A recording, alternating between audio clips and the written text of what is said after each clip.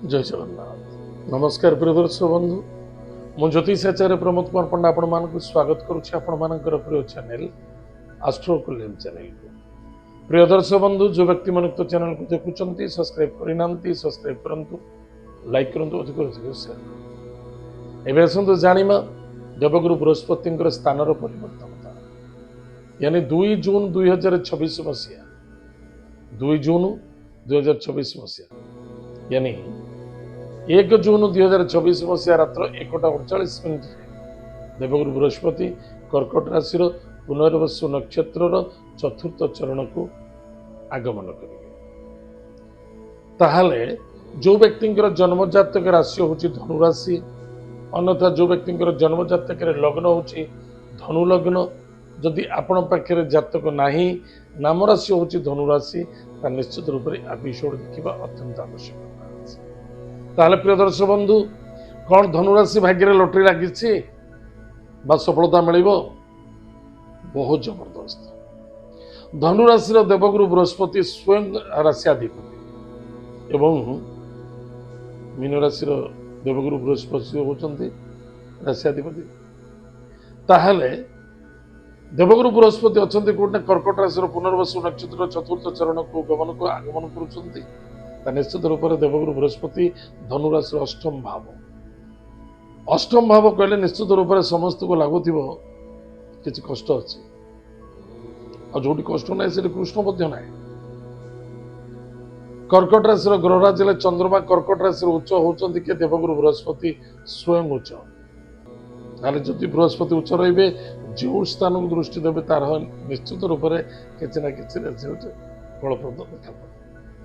ताहले धनुराशि व्यक्ति मानक प्रथम तो ध्यान दबा देवगुरु बृहस्पति प्रथम दृष्टि होची बिछा राशि जहाँ नष्ट होती जहाँ हाथ जहाँ पे अपेक्षा थिला ता जल्दी रिकवरी हम, किंतु बेफिजुल खर्च बढ़ ऋण देखा दे पार संभावना देखा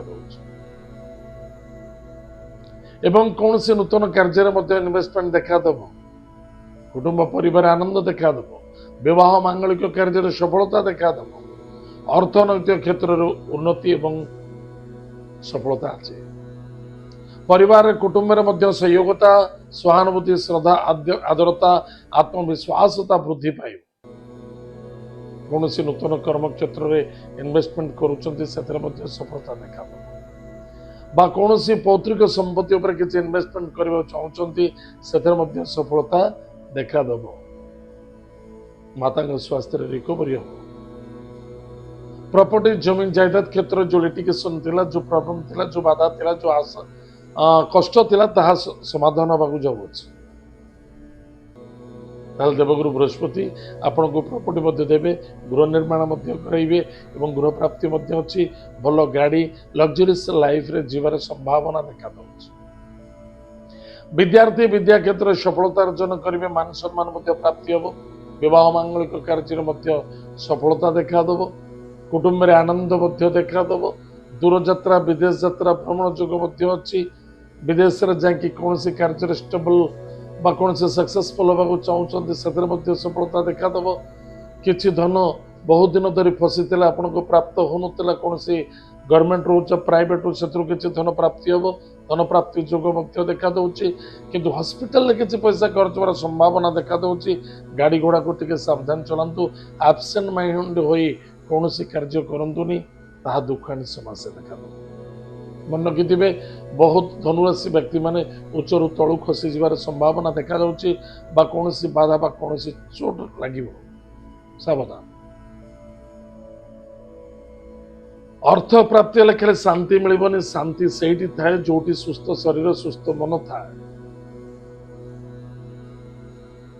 किंतु क्रोध जिति अहंकार ठारू दूर रहिबा बहुत आवश्यक। प्रतिकार प्रत्येक दिन प्रातः समय स्नान आदि कार्य सारी गुरुजन व्यक्ति को घरे प्रणाम करंतु,